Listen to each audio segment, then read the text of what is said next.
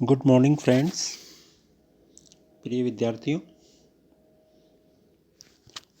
आज की इस कक्षा में हम हमारा जो पुराना एक टॉपिक जिस पर हम चर्चा कर रहे थे उसी को हम आगे बढ़ाएंगे कि भारत में जो लोक सेवाएं हैं वो किस तरह से कार्य कर रही है, और विशेषकर से हम आज अखिल भारतीय जो सेवाएं हैं उनके संबंध में अध्ययन करेंगे। हमने पिछले जो हमारी क्लास थी उसमें हमने देखा था कि लोक सेवाएं किस रूप में कार्य करती है। मुझे उम्मीद है कि जो शीतकालीन अवकाश रहा आपका उसमें आप सभी ने अच्छे से वीडियोस देखे होंगे और अपनी बुक से भी अपने रीडिंग की होगी। मैंने आपको व्हाट्सएप पे भी इसका मटेरियल भेजा था, उससे भी आपको फ़ायदा रहा होगा। तो आज हम देखते हैं कि अखिल भारतीय सेवाएं क्या हैं और ये किस तरह से कार्य करती हैं। स्वतंत्र भारत को ब्रिटिश शासन से जो प्रशासकीय ढांचा हमें विरासत में मिला था उसमें अखिल भारतीय सेवाएं अत्यंत महत्वपूर्ण रही हैं। स्वतंत्र भारत का जो संविधान है उसमें संघात्मक शासन प्रणाली को अपनाए जाने के बावजूद भी अखिल भारतीय सेवाओं को यथावत रखना अपने आप में एक विचित्र विरोधाभास है। हमारी जो प्रशासकीय प्रणाली है उसकी विशेषता भी यही है कि कुछ सेवाएं संघ तथा राज्य दोनों के लिए सामान्य रूप से गठित की गई है, जैसे अखिल भारतीय सेवाएं। इस प्रकार का सेवी वर्ग संगठन पाकिस्तान को छोड़कर दूसरे कहीं भी नहीं है कि हमारे जो अधिकारी हैं वो पूर्णतः केंद्र अथवा राज्यों की सेवा में नहीं होते, बल्कि दोनों में से किसी एक के अंतर्गत भिन्न भिन्न समय पर कार्य करते हैं। इन सेवाओं की भर्ती समान योग्यताओं एवं वेतनमान तथा अखिल भारतीय स्तर पर होती है। इनकी एक समान प्रतिष्ठा भी होती है तथा अधिकार और पारिश्रमिक स्तर भी इनका एक समान होता है। तो अखिल भारतीय सेवाएं क्यों? ये एक विचारणीय प्रश्न है कि भारतीय संविधान निर्माताओं द्वारा ऐसी अखिल भारतीय सेवाओं की स्थापना क्यों की गई जो ब्रिटिश शासनकाल में औपनिवेशिक प्रशासन को एक सुदृढ़ ढांचा प्रदान करने के लिए की गई थी। जो पर्याप्त वाद विवाद हुआ उसके पश्चात कुछ कारणों से अखिल भारतीय सेवाओं को यथावत रखना आवश्यक माना गया। पहली बात तो ये थी कि राज्यों के संकीर्ण दृष्टिकोण की तुलना में इनका जो दृष्टिकोण है वो ज़्यादा व्यापक होता है। ये देश में एकता और अखंडता की स्थापना करती है। दूसरी बात यह कि इन सेवाओं के सदस्यों की भर्ती एक विस्तृत क्षेत्र से की जाती है और उन्हें अच्छा वेतन और प्रतिष्ठा मिलती है। इस कारण इन सेवाओं में अधिक योग्य, कर्तव्यनिष्ठ, ईमानदार, कुशल उम्मीदवार आकृष्ट होते हैं।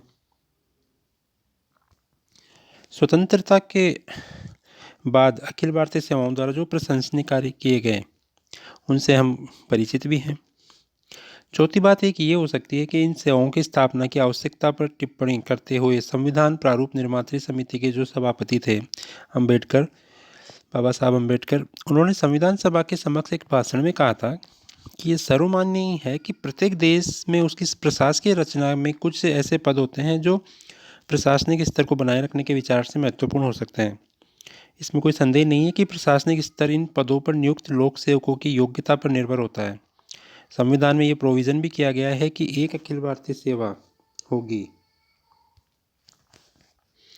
एक अखिल भारतीय सेवा होगी और केवल उस सेवा के ही सदस्य संघ भर में ऐसे महत्वपूर्ण पदों पर नियुक्त किए जा सकेंगे। इस प्रकार से अम्बेडकर ने उस योगदान पर बल दिया जिसमें इस प्रकार की सेवा द्वारा संघ और राज्यों के प्रशासन में अधिक कार्यकुशलता उत्पन्न की जा सके। एक महत्वपूर्ण बिंदु ये भी कि ये सेवा देश में एक प्रशासनिक प्रणाली में एक रूपता की स्थापना करती है। A.D. गोरवाला ने भी कहा है कि राष्ट्रीय एकता की स्थापना में ये सेवा एक मूल्यवान योगदान सिद्ध करेगी, और ये आगे जाकर के ये बात सत्य भी साबित हुई है। तो प्रत्येक प्रांत अपने प्रशासन में बहुत से ऐसे तत्वों की एक प्रतिकृति उत्पन्न कर लेगा जो इस प्राचीन देश की संपन्नता में योगदान देते हैं। एक बड़ा नाटककार ऐसी विश्व सरकार की कल्पना करता है जिसके अंतर्गत प्रत्येक देश का स्थानीय प्रशासन उस देश के निवासियों के द्वारा ही चलाया जाता है, जिससे प्रशासन निष्पक्ष हो और साथ ही देशों के निवासियों को विश्व एकता की जो अनिवार्यता होती है उसका भी अनुमान हो सके, ज्ञान हो सके। हम भारतीय भाग्यशाली हैं कि यदि हम चाहें तो इसके प्रयोग को एक बड़े पैमाने पर कार्यान्वित भी कर सकते हैं। और एक सबसे महत्वपूर्ण जो बात हम इसके पक्ष में हम कह सकते हैं या इनके फेवर में हम बता सकते हैं वो यह है कि हमारी जो सामान्य संवैधानिक व्यवस्था है वो भंग हो जाती है तो प्रत्येक राज्य के प्रशासन का दायित्व राष्ट्रपति पर होता है। अतः राज्यों में एक निश्चित संख्या में अखिल भारतीय सेवा के पदाधिकारियों की प्रशासन के महत्वपूर्ण पदों पर नियुक्तियां निश्चय ही राष्ट्रपति के लिए सहायक सिद्ध होती है। वह राज्य सरकार के अधिकारियों की अपेक्षा इन पदाधिकारियों के सहयोग पर ही अधिक निर्भर रह सकता है, जो अंततः संघ सरकार के कर्मचारी होते हैं। इस प्रकार से हमने हमारी इस कक्षा में देखा कि अखिल भारतीय सेवाओं की आवश्यकता हमें क्यों है। सामान्यतः आपको मालूम होगा कि अखिल भारतीय सेवाएं कौन कौन सी है भारत में। तो आईएएस, आईपीएस, आईएफएस महत्वपूर्ण अखिल भारतीय सेवाएं जिनके बारे में हम पहले अध्ययन कर चुके हैं। ये सभी वीडियो आपके लिए मेरे विचार में बहुत महत्वपूर्ण होंगे। और आगे हम हमारी जो अगली कक्षा है उसमें हम देखेंगे कि अखिल भारतीय सेवाओं का भारत में इतिहास क्या रहा है, ये किस तरह से कार्य करती है और इनका हमारे लिए क्या महत्व है।